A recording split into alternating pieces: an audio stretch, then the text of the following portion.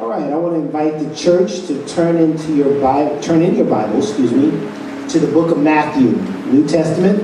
We'll be reading from two books in the New Testament, Matthew and Luke.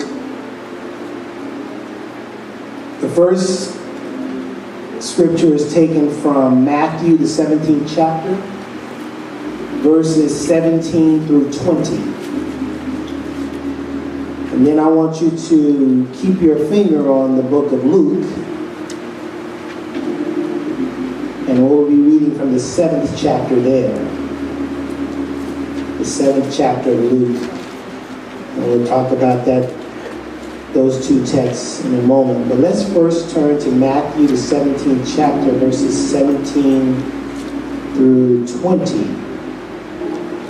Most of you are familiar with this passage. This is the passage of the apparently demon-possessed child, where we find Christ and the disciples here. Let's read from verse 17. I'll be reading in your hearing.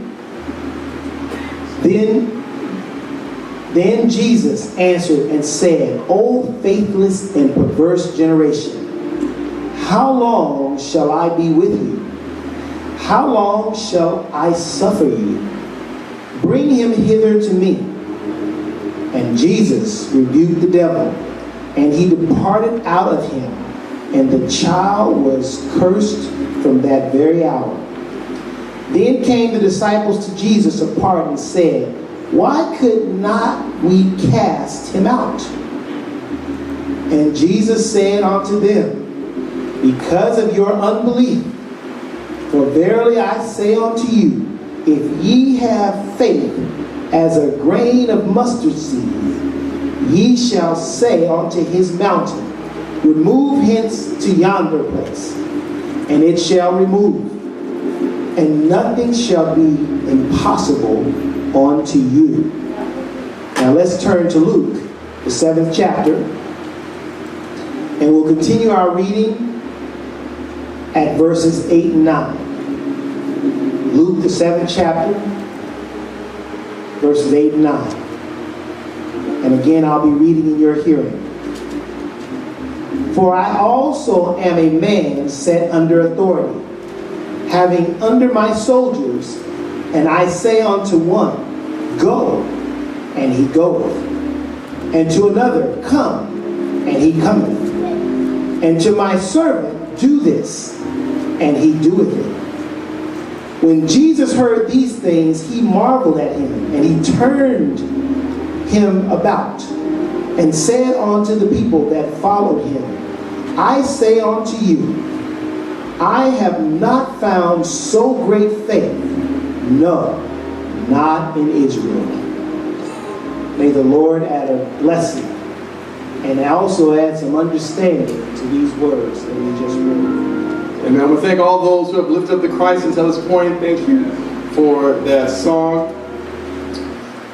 Church family, I just want to talk to you a little bit about fake faith. Is that okay? Yes, sir. Is that all right? Amen. Amen.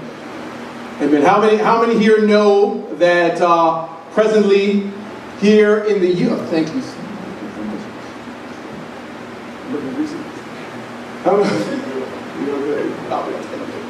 How many here know? Thank you. How many here know that in the U.S. unemployment is down to what, 4.3%? How many know that? Yes, that economists say that is what they call as full employment. Can you believe that? And I don't know who here has stocks, but the stock market is rallying huge. All right? How many know that? You didn't know that? Okay. All right. Yeah. All right. Not too much on the stocks. Okay. But yes, it's rallying huge. It's rallying huge. And 4.3% is the lowest in 16 years. It's the lowest. I've been here for 16 years. It's the lowest in this conference. 16 years. And but then how many know that we're facing some tension with our brothers and sisters in North Korea? How many know that? Oh yes. I haven't heard the threat of nuclear war in years, right? It'd be under Reagan since that was the last time we heard that. Isn't that right? It'd be under Reagan with the Cold War. And now it has popped back up. North Korea threatening the U.S. and our territories. And according to our intelligence, he also can shoot missiles, but that he has been able to miniaturize nuclear power to be placed on the missile, and now he's talking to it. It's amazing. So now our leaders and our countries are going back and forth, and we want to keep that, in prayer. I remember back in the day, I used to hear about under Reagan, there would be preachers who would always let you know that the world will not be destroyed by nuclear power, right? Because God will come again. And according to the text, it explains how God will take care of the earth. But that does not preclude a nuclear bomb still going off somewhere. Right. And so we always want to be mindful of that and all these talks that are going on. We want to see how that turns out at this point. So tensions are running high again. And under Reagan, my understanding, as I'm studied history, was one of the things that kept us and the Soviet Union from firing on each other on nuclear weapons is mutual destruction. If you shoot at us, we'll shoot at you. So it's the death sentence. I mean, no way. We have second strike capability. So if we're hit, we can still fire. And I believe they have second strike capability. But what they're saying now is North Korea doesn't care. That's what we're hearing from our news media outlets. I'm not over there in North Korea. North Korea is very close. It's hard to get in. That's what we're hearing. That they don't care about mutual destruction. So they got to go. They don't care. But we don't know. We're going to keep all that in prayer. Even Paul talks about our leaders, how we want to keep them in prayer and how God puts them there. So, some tough things going on. And people who don't like us are also looking at other nuclear possibilities. Iran, same way. It's getting tough, but God, we need the wisdom. Amen. We need God's wisdom, our spirit to help us to get through this as He has done in times past. It's keeping the world, what they call the four winds. The four winds kept them back still. Angels still holding them back. It hasn't been let loose. It has not happened, and so we'll see how that works. But I am talking to you about that because I'm making my progression, because I want to talk to you today about fake faith, and I'm going to springboard from a conversation I heard on a show last week. So I want to deal with that. I want to thank you, Elder Daniel, for reading our scripture reading. What I want to underscore in both scripture readings is that in Matthew, it was talked about little faith. Jesus was like, and I felt Jesus said, look, how long do I have to be with you? Okay, how long have I been here and I've been preaching and teaching and talking to you? How long? And you still can't do this? And then he tells them, they're like, how did you cast out the demons? He says to them, you have little faith, is what he says. Little faith. And then he likens that same context about the size of a mustard seed. In other words, their faith was so little, it was less than the size of a mustard seed. Little faith. And then we read the story of the narrative about the soldier who wanted the slave girl healed. And he said, Lord, on your word, you make it happen. And what response to him was, you got great faith. So I want to talk to you today about fake faith. And I'm not going to keep you here long. It's only going to be a few minutes. I want to talk about fake faith because it's warm. Keep you fake faith. Father, we ask for understanding as we look to your word in the name of Jesus. Amen. All right, so last week, as you guys know, I love TV, love media, and I'm watching Bill Maher. As you guys know, I watch Bill Maher. I have to get all positions. So I got to watch Fox, I got to watch MSNBC, I got to watch CNN, I got to listen to some conservative radio stations, and then I got to listen to Bill Maher. Right? So I try to get a complete picture of what's going on. But Bill Maher, and I find Bill Maher interesting. He, of course, he's a liberal, and he says that, so I'm not, and most of his now monologue and stuff since Trump has been in as my opinion, a lot of liberal media is anti-Trump, right? So he hits his jokes or whatever he goes on. He has his panel. They're talking. At the end, near the end of the show, he has usually another guest that comes out. This particular day, he had the Faith and Freedom Caucus. Faith and Freedom Caucus is a what they call conservative religious organization, very strong, powerful in Washington. They don't play.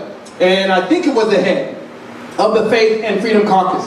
He came out there. And what's funny is normally, he has this panel over here that he talks with, and the guest that comes out at the tail end of his show normally comes to the panel and joins in on the discussion.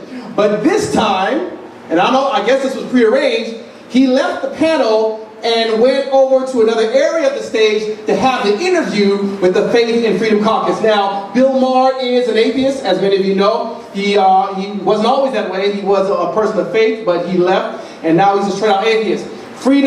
Faith and Freedom Caucus is religious, and they will wield their power politically. So now they're talking, and I'm amazed that he got them on there. But this testifies to the relational ability of Bill Maher. Although he has differences of opinion with people, it's amazing how they still come on his show. And from what I hear is that although he has differences of opinion with people, he still has a way of being and having good relationships with them. So they come on the show. And I'm watching this, I'm like, oh man, this is going to be good. I didn't know that the head of the Faith and Freedom Caucus is going to be there. And so they start talking. The Faith and Freedom Caucus, which is evangelical, voted for Trump. The evangelicals in large amounts voted for Trump, lockstep, and he's one of them, and they make no bones about it. So Bill Maher is sitting there, and they're talking, and Bill Maher, as he's an atheist, and he's a comedian, so he's trying to put his little jokes, here and there, but yet he wants to be serious. And he asks the head of Faith and Freedom Caucus, he says, and I see why now he moved the interview over, because it would have been a straight out verbal spat if that person was on the panel. But they moved over, it was just those two, and he asks him, he says, no, I have a question for you. He says, and he goes, we're friends, but he goes, we're friends, we talk. He said, but how could you and your group, and all the evangelicals, vote for Donald Trump? Is what he says. That was a hard question. And the Faith and Freedom Caucus at this point is not at home field, because this is Bill Maher's crew, and they are all in the audience, and they all clapping. How could you do that? And Bill Maher says, he goes, I'm an atheist, and you got, he makes jokes. He says Jesus is our magical friend. He makes little jokes and stuff like that. And he says, but doesn't the Bible talk something about being Christ-like? Because he grew up in the church, so he knows what it says. He says, doesn't it talk about being Christ-like? And he says, now, I'm not one who's all in there, but Donald Trump has got to be the most non-Christ-like person I know. And of course, the crowd lights up. The Faith and Freedom Caucus is not at home base, and he begins to give his answer. And what he says is that the country had a choice between Hillary Clinton and Donald Trump, and Hillary Clinton was known to lie, etc., etc. He brings up the email thing, right? Of course, when he goes that route, the crowd is like, I always want to boo him. I always want to boo him out, but he was like, let me finish, and he was going. And so that's his answer of that. And I found that fascinating. Now, I've never been on one of those high-profile talk shows, and it's always easy to say what you would say when you're sitting at home looking at TV, right? So I'm like, man, I could answer that. I'm like, or after it's over, you're like, I could have said this. So, I'm looking at it and I'm like, wow, the head of Faith and Freedom Caucus had a real opportunity to talk about a particular position that the Bible has. And it could have really disabuse the world from this thinking that they often had that Bill Maher, of course, brought up. I don't blame Bill Maher. I know many people who do that, who when they look at Christians or whatever, they have that position. How could he do that and he lies? That's what, I don't know if I said that, but that's what he said. He said, Trump lies. And that's why the head of Faith and Freedom Caucus brought up the email thing on Hillary Clinton. But he was like Trump lies. He's got to be the most non-Christ-like person there. And he says he's Christian. He says he's Christian. I believe he has professed he's Presbyterian. And I believe Hillary Clinton has professed that she's Methodist. I could be wrong on that one. And so, his position is they say they're Christian. Well, speaking of Trump at this particular time. And, he did what he had to do. I felt bad, because I know that the country and people who they see Christianity, they have that kind of concept. And it has been pushed in our face. Maybe it has been pushed in your face individually. People at your job may see you act a certain way or whatever, and if you get under their skin, the first thing they're going to challenge you with is, well, I thought you was Christian. Do Christians really act that, right? Any chink in your armor, any flaw that they can pick out, if they have to counter you, that's what they're going to come with. Especially if they know you're Christian and you talk about it, it's over. I know some people who talk about it, and so in order to protect against that counter, they are so robotic because they don't want to mess up, not even a little bit, because they don't want to be countered by someone saying, well, I thought you were a Christian, because it hurts. And here's what's happening, and we see this. He had a real opportunity. We talk a lot about faith. We talk about, no, it's not fake faith. If you're a Christian and you do something, it's not real faith. Church, I want to be, and I think I've said this to you before, some years ago, but I want to be clear about it in the Bible. When I talk to you about this concept of fake faith, do you know that in the Bible, there is no such thing as fake faith? It's not found in the text. No such thing. There's not even a such thing as real faith. Have you heard that before? When people want to talk to you, it's amazing the line of demarcation to get their point across. If they don't like you don't have faith. And they're like, well, and you say something back and say, no, I mean like real faith. And then he says something back and no, like real faith. They keep adding the word real to separate a line of demarcation to make you feel that you don't got no faith. Are you a Christian? Yes. No, I mean a real Christian. Yes. No. A real. How many reals are you going to put on there to try to get your point across? In the scripture, there is no such thing as fake faith and real faith. Right? If Bill Maher was around with Peter, I could see him make that same argument. Right? Peter had preached at Pentecost. A bunch of people saw it and were converted. They had converted. Not former members coming back. They were not members and converted. This guy was bad, and he talked about he had the power of the Holy Spirit. And according to the writer, he spoke one language, and everyone heard different in their particular language. That event, according to the writer, was serious. That means the power of our God in the presence of the Spirit was powerfully there. And yet, in Acts 2, we read that. You go but 8 chapters later, and what do you find Peter? As prejudiced as can be. Just 8 chapters? Prejudiced and racist as can be. And some people, everything is racist to them. And then racist. Peter.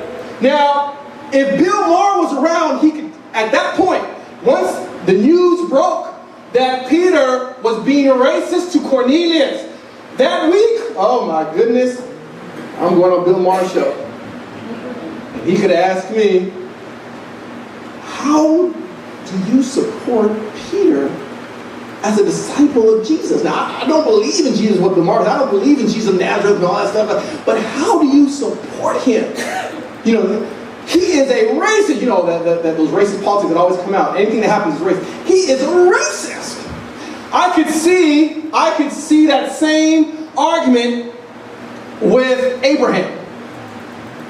Could you? Abraham's the head of his community. He is too tough. And no, everyone loves Abraham. All the ladies, oh, Abraham. All the men, Abraham, tight. Don't be like Abraham. He was the head. And Abraham messed around and tells me, oh, I got to kill the son. Because God told me. Oh, well, we didn't hear that, Abraham. You, the only person that heard that. And I was like, oh, I got to do it anyways. So he goes up to the mountain, and what we call today is attempted suicide. Attempted murder. Now, once it was stopped, oh man, when that music broke, I could see on Bill Maher. Bill Maher, like, how is it that you are in the community with Abraham? Do all of you try to kill your children? Do all of you say that God told you to kill your children? Is this really a man of faith? And Abraham is precisely known as the father of faith. Is this really a man of faith? We didn't hear God say that. And if he did, what kind of God would tell you to do that? Couldn't be faith. It's fake faith. He doesn't have real faith. But yet in the text, the canonized text, and all extra biblical texts that I can recall, there is no use of fake faith or real faith. There's only faith or unbelief. You can't go in the world of faith and parse people's faith. You know, well, that's not real faith. That's not real faith. That's not real faith. You can't parse it. The text only speaks of faith or unbelief. And under the header of faith, the text talks about two speeds. Little and great. That's what we read. You got a little faith, you got great faith. Never are they told you have no faith, you don't have real faith, or you have fake faith that's not found. It's either your faith is little, or your faith is great. But in today's time, we have somehow, and I mean, you're free to have your opinion, so, it's fine. If they didn't have faith, Jesus would have said, you have unbelief. But in today's time, we have added a level of demarcation on the faith. But it's not the case. The Bible understands a concept that the world, we have to bring to the world, that I think as Christians, throughout the history, we have done ourselves a disservice. Which is, the Bible sees that there are people who can have faith, but their faith is immature or little. And as a result of little and immature faith, they certainly can act certain ways. That's certainly possible. It's possible to preach on Pentecost and convert people and then be prejudiced. You're not Christ-like. Well, it's possible. Because the individual at the time of the preaching could have had little faith in that particular area of his life. You don't know what I'm talking about? My bad. Everyone here has great and super mature faith. Nobody here understands what I'm saying in their personal life. Oh, I don't think that's true. I think we understand. Especially privately. Certain people have different ways publicly. Especially privately. If I put media and paparazzi on your life every day, what would we find? What would I see when I wake up on CNN if the media and the paparazzi was on you and investigated your entire life and put it on all places? What would I see? Would I see areas of little faith at times? And areas of great faith? And this new thing of fake versus real has caused great problems in Christianity. Because it has made people feel that, I don't want to go to church, I can't be a Christian because I may not, certain areas of my life may not be at certain places, and I don't want to deal with some of these other people. I mean, my area may be weak and yours may be strong in that way, but I have other areas that are strong and yours is weak. And this is what creates challenges interpersonally. This is what creates them. Because in some areas, you may be very great with your faith and your maturity, and it's impressive, and you have a gift in that area when someone else may not. But over on their side, they may have, and the change becomes a point of tension. We can't deal with them, and so as a result, emotions get in, and we start criticizing you. You start going back at it. What mature Christians know, what the Bible teaches, is that God uses situations to build our faith. in the different areas. So you may be great in 5 areas, little in another 4, and the Lord may bring in these situations to build the little on the 4. It may happen. And it didn't happen overnight. It's not like one test comes and suddenly the little becomes great. We know that. Sometimes it happens over years. You don't want to believe that. You want people to have great faith in 1 week. I remember I was at a church and the guy was coming in drunk. Come from the club the night before, Friday night. The club, Friday night. Coming in on Sabbath. And I remember sitting in a meeting, and one individual was like, well, that's all right. You know, they will change. Once they come and they're preached to, and we talk to them, they're going to change. You know, give them like a couple weeks, it's going to be all right. And I thought to myself, what? 2 weeks? And then they cite some anecdotal evidence. Oh, my sister's friends, roommates, cousins down the road, down the way, did it in 1 day. Yes.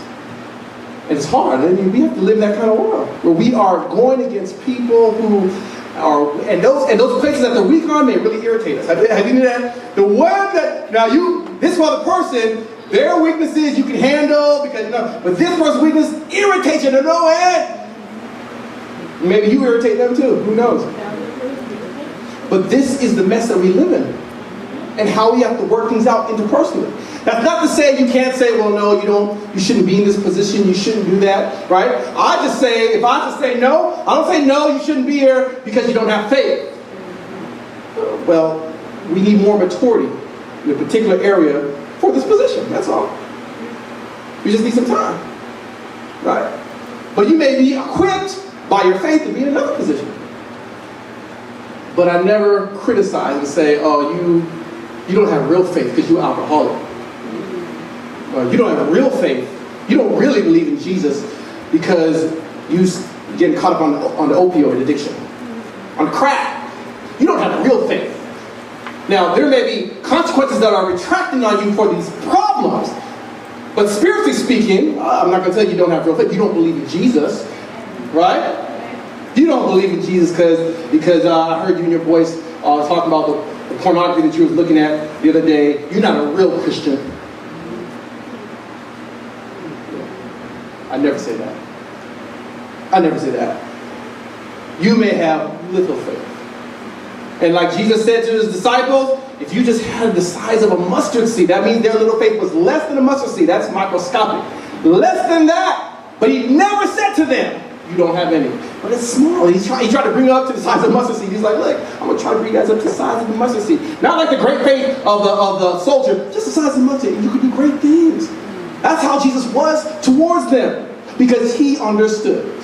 So when I was looking at the whole Bill Maher thing, I was like, oh man, this has been a great opportunity. And I don't know, I may have, I have been on TV a couple times, but I have just done a terrible job. I'm not someone who does great in front of the camera. I mean, I remember one time I was at, you guys can't find it, so don't even try to look for it, but you cannot find it, I'm here to tell you. Because I think that I heard they aired it one time, and that was it. And I understood, but I was at a political rally.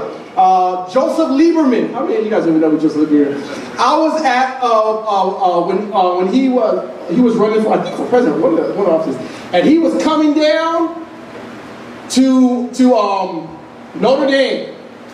I was at Andrews. And Andrews and Notre Dame, for those who know, the thing is close. And I was like, oh, I gotta go see him. So, and I had a friend of mine. She, I was doing my master's. She was the daughter of the head of security. And so I was like, look, I gotta get in. She's like, yeah, come in. And so I was there. And, I was all excited to see the show force and the Secret Service and all the way they were trying to get him in and all the trickery. I was like, oh, I love this. Got inside the auditorium and there was protests, people standing out. I was like, oh, look at the protest. I was just so excited and all that. And, I've seen Bush, I've seen Clinton, I've seen all that. But after Lieberman, they had news reporters out there and I had walked out, I'm feeling good. And the daughter of theirs is with me. And a newscaster comes on and says, how was it? Put the mic in my face. I'm going to tell you something. Oh, it was bad. I was like, I was saying words that weren't English and no one spoke them. I was stumbling over, and you could see her looking at me, and then I felt bad because the girl was next to me, and I was like, oh, this is all terrible, and it was just bad. It went over, I tried to play it off, like, yeah, that was a good English boy. She's like, no. I didn't hear from her nowhere after that. I couldn't get no more rallies. And my friends said they saw it on the evening news, and it had my name there too. You gotta say your name and spell it out and all that. It was bad. So I think to myself, if I was on Bill Maher, I think it would be terrible. But I said, but if I had that ability to be in front of the camera and not get nervous, I would have taken time and said to Mr. Maher, he is immature in some areas. That's true.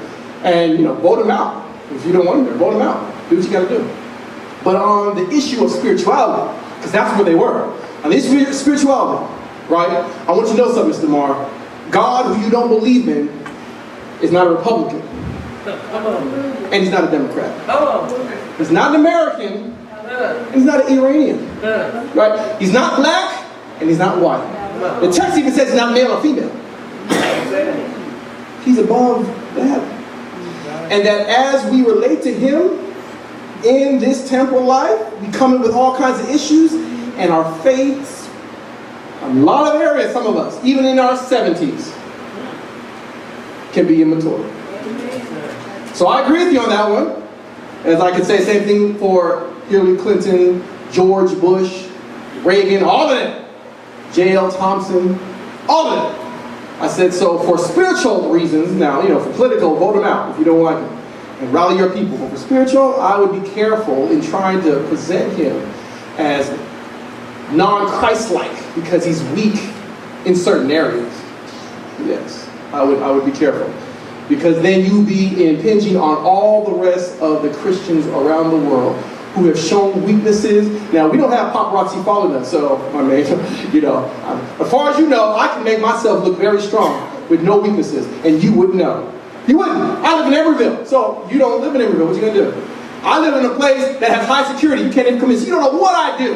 When I come out, I can present my public face. Oh man, Pastor Thompson, well, I tell you, that's a man of God. Yes, I could do that.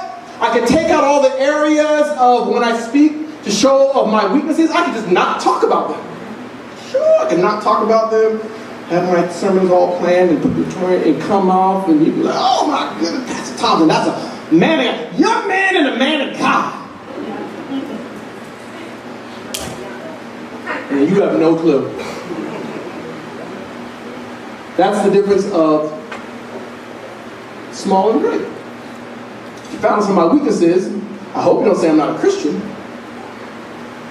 Because I do believe. Like Peter, who created that great devotion, he said, Lord, I'm laying down my life for you. And he goes, oh, you're going to deny me in just a few days. That's just immaturity. You talking big, you're going to do this, but in a few days, I don't know him. And you start cursing to let people know that you don't know him.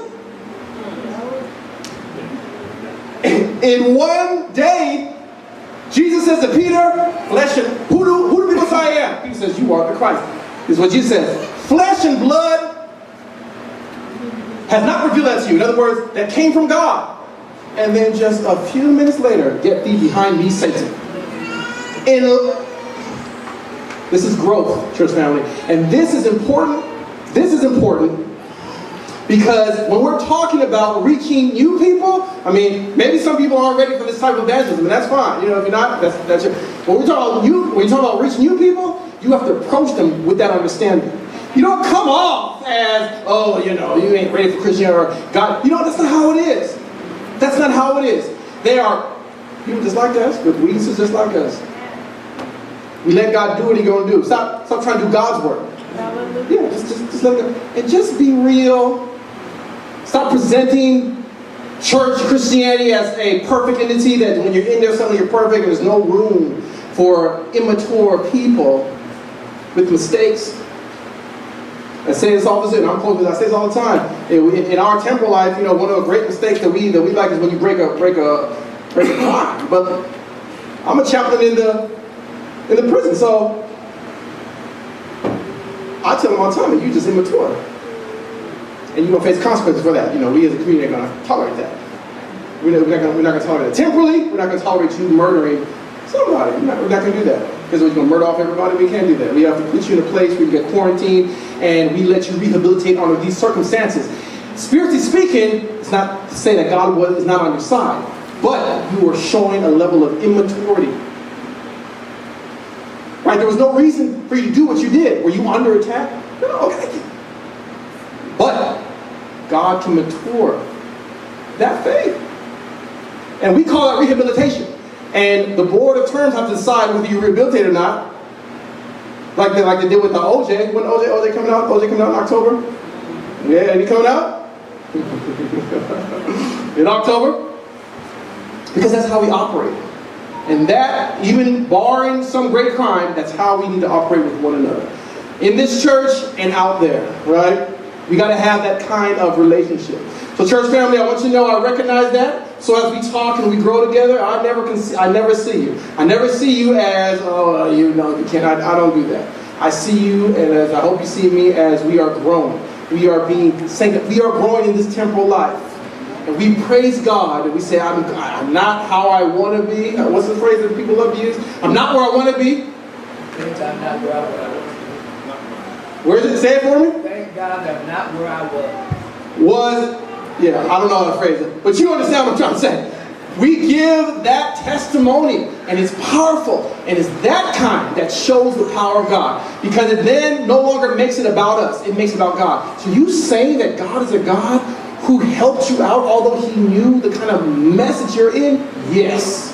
Well, that's the kind of God I want to serve. Amen. I think that's the kind of God Bill Maher needs to see. That's my opinion. I don't know what happened to his life. That's the kind of God that Bill Maher wants to see. So, church family, as I give you this benediction, I want you to know that God is on your side in spite of your immaturities.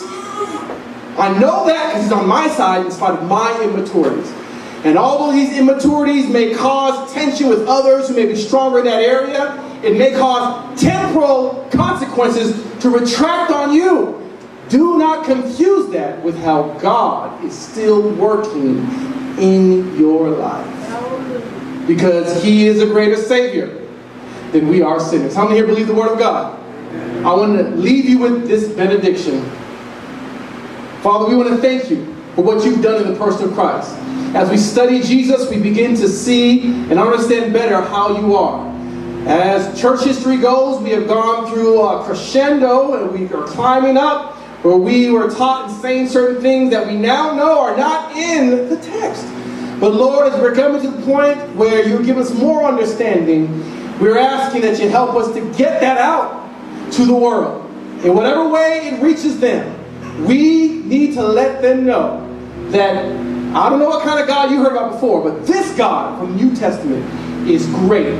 He is revolutionary, and he's on your side. Father, we want to give that, but not only to others, but even to ourselves. Some of us, Father, beat ourselves up and blame and scared of you because we're doing things or saying things or thinking things. We don't even know if you really exist. And now we're scared of you. But even for ourselves, we got to know, well, that's not the kind of God that the New Testament talks about. Rather, the God the New Testament talks about is one that hangs out with Judases and Peters, people of different races, like the lady, the Samaritan lady. He hangs out with people who theologically just disagree with him. This is that kind of God. And we thank you for being that God. I want to give this prayer and this benediction in the name of Christ. Amen.